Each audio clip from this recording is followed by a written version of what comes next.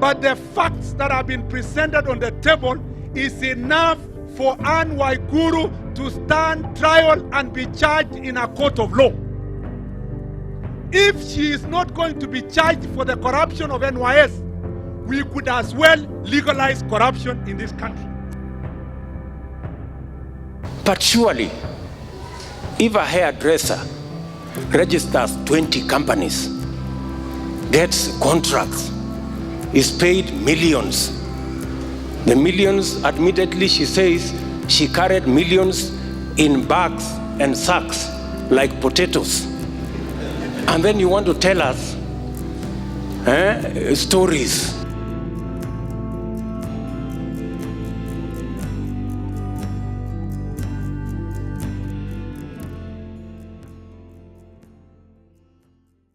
Imagine praying for a destiny connector, then waking up one morning and finding yourself in the speed dial of a cabinet secretary.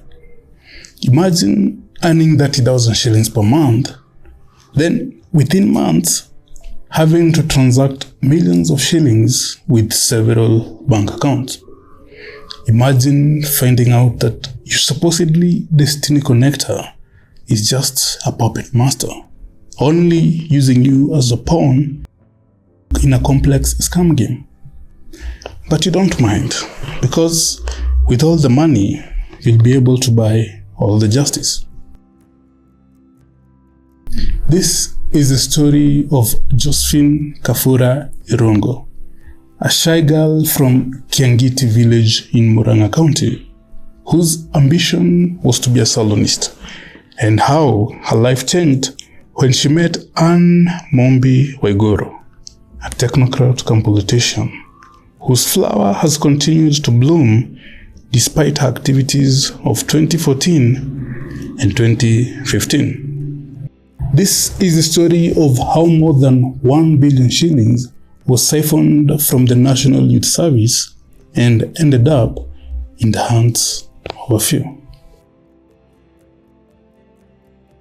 Welcome to the Financial Crime Series, where you, the Mwananchi, get a front seat to spectate on how the wenye nchi plunder your public resources with unrelenting glutton. Anne Waiguru is as brilliant as she is beautiful. The politician still ages like some fine wine. One could bet that she'd still win some beauty contest if she contested. Light-skinned, bubbly feet, big bright eyes, and with a motherly smile. On the streets, she was christened Minji. But she is also an economist who majored in public finance and public service reforms.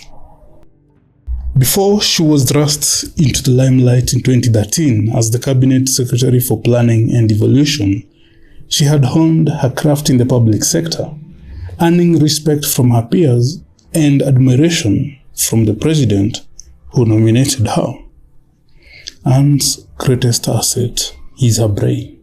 A genius, she's an articulate planner, meaning she's able to see the end even before she begins on a project. When she got the cabinet appointment, she had two plans that she wanted to accomplish. One, to leave a legacy with which she will always be remembered. And two, to give her a stash for a rainy day. Read future political campaigns. Her first project is and will always be her legacy, the Huduma Centers. She was able to launch a one-stop shop for all government services, promoting an efficiency that had not been witnessed before in Kenya. The Huduma Centers are all over Kenya, and that's Anne's brainchild. Her second project was the establishment of 30% procurement rule, which accords at least 30% of all supply contracts of the government to the youth, persons with disability, and women. In hindsight, this rule would benefit her more. See, she was already past the 35 years for youth cutoff, but it would benefit her more than the millions of youths she was advocating for.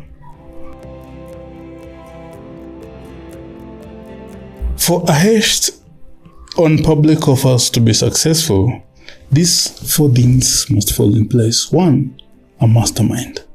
1 who is well connected and well informed. 1 too high up in the hierarchy that even the hands of justice can't reach him. 1 who is often the biggest beneficiary of the scam. 2, a network.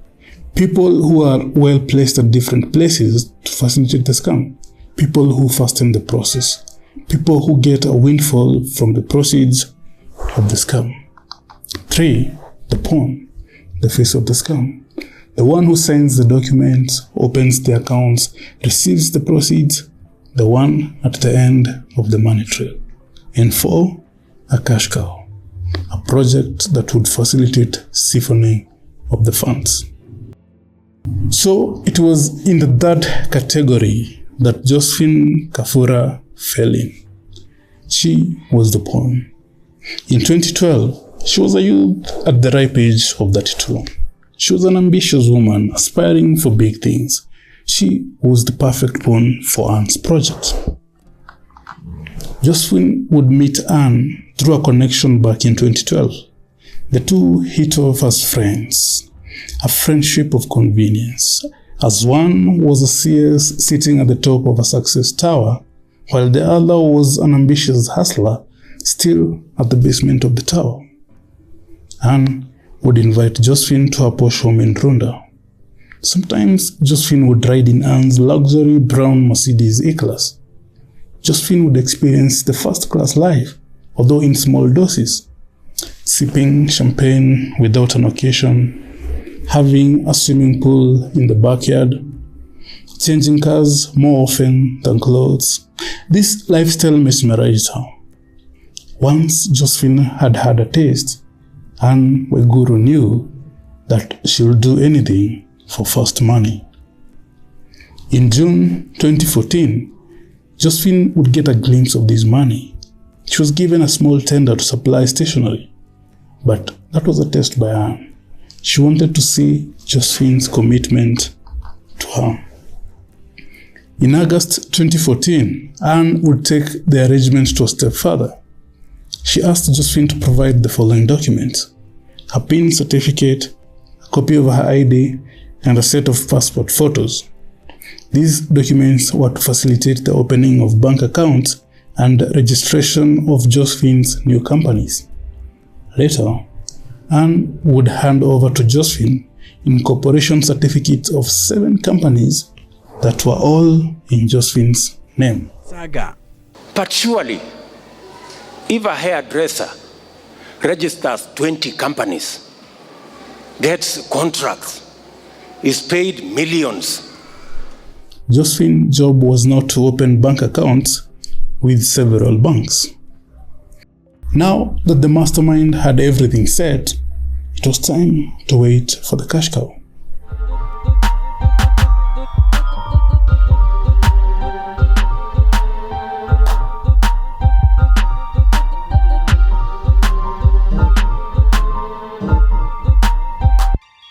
In late 2014, the Kenyan government, through the Ministry of Devolution and Planning, in partnership with National Youth Service, developed an ambitious slum improvement concept. The strategy was to help improve the general and environmental living conditions in low-income settlements.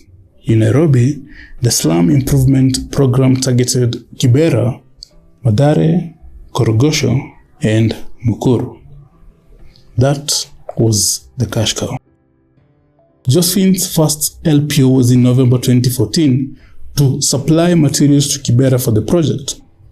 Of course, it was overquoted, and her bank account started receiving millions of money every day.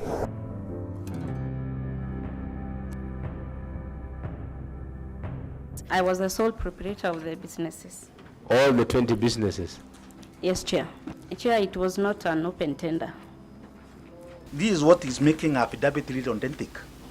Because in an affidavit, everything is very clear. You know, there was no procurement, there was nothing. Only a meeting on Sunday evening, and then she's given LPUs, and that is that. Have you ever filed returns to the Kenya Revenue Authority? No, Chair. The scheme went on undetected for 6 months, by which time the NYS had already lost 791 million shillings and millions more unaccounted for. Josephine would receive the money in her accounts. She would withdraw it and place it in duffel bags and briefcases. She would distribute the money to the network, keep some, and take the majority share to earn. Mwenye hiyo pesa anasema aliweka kwa gunia. Sasa jameni, kweli dunia hii. It was not until May of 2015 that the central bank raised inquiries about the abnormal payments. Then the scam came to light.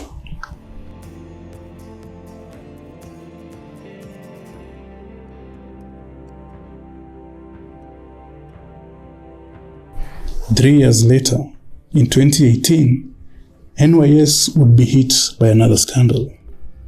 Same script, different cast, but 10 times the payout. It was a 10 billion shillings scam. Until the next episode, I am Jeph Kafka.